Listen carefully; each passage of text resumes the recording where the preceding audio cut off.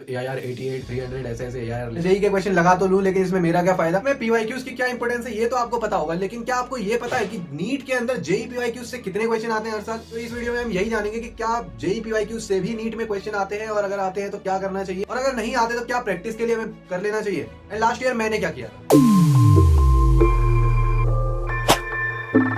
तो hello guys, मेरा नाम मोहम्मद जिब्रेल है। मैंने 685 स्कोर किया यानी 2023 में। आप मैं जानते हो, अगर नहीं जानते तो चैनल पे विजिट करो, जान जाओगे।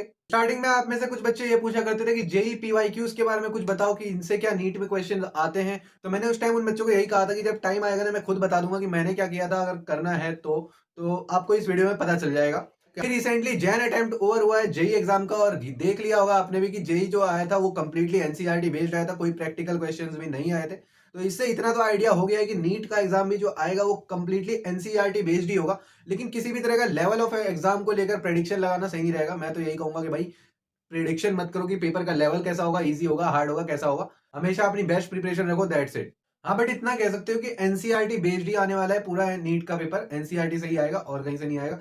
अब क्या नीट के अंदर जेई के क्वेश्चन आते हैं? क्या जेई के पीवाईक्यू से भी क्वेश्चन नीट में दिख जाएंगे? क्या ऐसा पॉसिबल है? तो जब मैं लास्ट ईयर प्रिपरेशन कर रहा था ना, तो मैंने जेई के भी कुछ क्वेश्चंस कुछ चैप्टर्स के लगाए थे, जिसमें मैंने ऐसा था कि जैसे 2022 में एक क्वेश्चन आया हुआ था और वो मेरे से उस टाइम नहीं हुआ था, लेकिन जब मैंने जेई के पीवाईक्यूज में देखा तो हुआ है वो क्वेश्चन सेम जेई में। तो कुछ पास्ट ईयर्स में भी जो पीवाईक्यूज हुए हैं ना, तो उसमें भी कुछ कुछ क्वेश्चंस जेई के भी आते रहे। और मैंने ये ऑब्जर्व किया कि जेई के वैसे क्वेश्चन आते हैं जो कि थोड़े इजी रहते हैं, लेवल ज्यादा नहीं होता उनका, कैलकुलेशन भी हार्ड नहीं होती, बस थोड़े से कंसेप्चुअल हो जाते हैं। तो जेई के क्वेश्चंस इस तरह से आ सकते हैं। नीट में अगर कुछ कॉन्सेप्चुअल क्वेश्चन थोड़े से बनाने हैं, थोड़े से जो दो चार क्वेश्चन हटके होते हैं बाकी में से, वो चीजें शायद यहाँ कॉन्सेप्ट से बनाया जा सकता है। तो इसका मतलब ये नहीं है कि तुम हर चैप्टर्स के बहुत पुराने जेई के क्वेश्चंस लगाने लग जाओ, बिल्कुल भी ऐसा मत करना। देखो, अभी जेई के जो एग्जाम्स हो रहे हैं वो भी इजी होने लगे हैं, उनका भी लेवल नीचे आ गया, काफी नीट के सिमिलर ही हो गया है वो। ऐसा कर सकते हो कि अभी कुछ चैप्टर्स तुम्हारे अभी भी ऐसे होंगे, कुछ टॉपिक्स ऐसे होंगे जो अभी भी तुम्हारे कंसेप्चुअली वीक होंगे, या फिर उनमें क्वेश्चंस बनते नहीं होंगे, या कम प्रैक्टिस होगी। तो ऐसे जो चैप्टर्स है ना, उनमें तुम ऐसा कर सकते हो कि जेई के भी पीवाईक्यूज तुम एक्स्ट्रा प्रैक्टिस कर लो।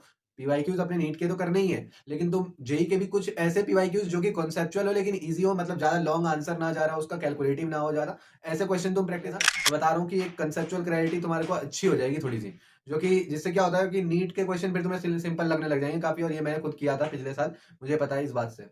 मैं जेई के क्वेश्चन लगा तो लूं, लेकिन इसमें मेरा क्या फायदा। तो मैं कुछ फायदे तुम्हें गिनवाता हूं। देखो, पहले कि किस टाइप के क्वेश्चन अभी फॉर्म हो सकते हैं नीट 2024 एग्जाम में, वो भी आपको थोड़ा सा आइडिया मिल जाता है कि किस न्यू ट्रेंड क्या फॉलो होगा क्वेश्चन का, वो थोड़ा सा आइडिया आपको मिल जाएगा। पहला फायदा तो ये है। दूसरा फायदा ये है कि जब आप जेई के क्वेश्चन कर लोगे ना, जब आप जेई के क्वेश्चन करोगे तो आपको नीट के क्वेश्चन वैसे ही सिंपल लगने लग जाएंगे, क्योंकि वो कंसेप्ट सेम होता है। जेई के क्वेश्चन में थोड़ा सा एक्स्ट्रा माइंड लगता है सॉल्व करने में, डायरेक्ट क्वेश्चन नहीं होते, थोड़े से कंसेप्ट होते हैं जिससे कंसेप्चुअल क्लैरिटी अच्छी आएगी। और जब आप जेई के क्वेश्चन सॉल्व करोगे तो उससे एक थोड़ा सा कॉन्फिडेंस बूस्ट होगा, नीट कर लोगे। तीसरा पॉइंट ये है, तीसरा फायदा ये हो सकता है कि मतलब आपको अभी क्वेश्चन प्रैक्टिस तो करनी ही है नीट के लिए। तो नीट के अगर आप जेई के क्वेश्चन कर लोगे थोड़े बहुत, तो प्रैक्टिस तो हो ही गई ना, क्वेश्चन प्रैक्टिस तो हो ही जा रही है ना, वहां से भी कंसेप्चुअल क्वेश्चन थोड़े बहुत वहां से भी प्रैक्टिस कर सकते हो।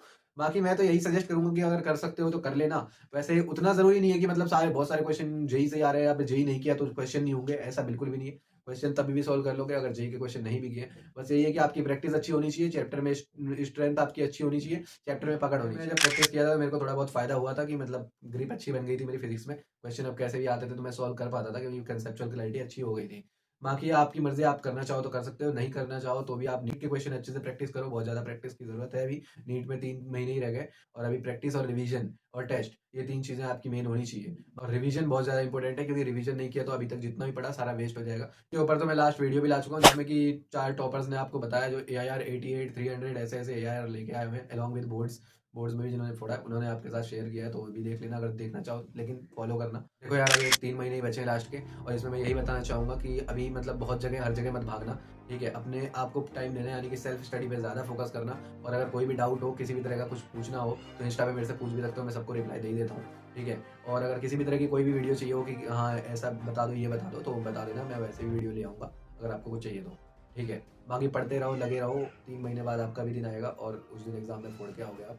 और किसी भी तरह का स्ट्रेस नहीं लेना है, बहुत ज़्यादा मतलब स्ट्रेस में पढ़ाई नहीं करनी है, बस एकदम एंजॉय करके पढ़ना है। क्योंकि ये जो पढ़ाई का टाइम है ना, यही आप याद करोगे, क्योंकि यही एक फेज है। अब रिजल्ट के बाद तो कुछ होता ही नहीं है ना, रिजल्ट तो आ गया तो उसके बाद तो खत्म है सब कुछ। तो यार आपको मेंटली स्ट्रांग होना ही पड़ेगा। और स्ट्रगल, पास होना, फेल होना, ये सब यार पार्ट ऑफ लाइफ है। अगर ये ना हो तो फिर लाइफ ही क्या है, ये सोच के देखो तुम, लाइफ तो खाली हो जाएगी, जिंदगी में कुछ रहेगा ही नहीं। जिंदगी में उखाड़ने के लिए कुछ नहीं है तो फिर जिंदगी क्या है ना। तो एंजॉय करो स्ट्रगल को और करते रहो, सक्सेस भी मिलेगी, क्योंकि यार खामोशी से की गई मेहनत ना एक दिन जरूर शोर मचा। अभी टाइम कम है तो अब लग जाओ। All the best. चलता हूँ इस वीडियो से भी, मिलूंगा फिर कभी, बाय।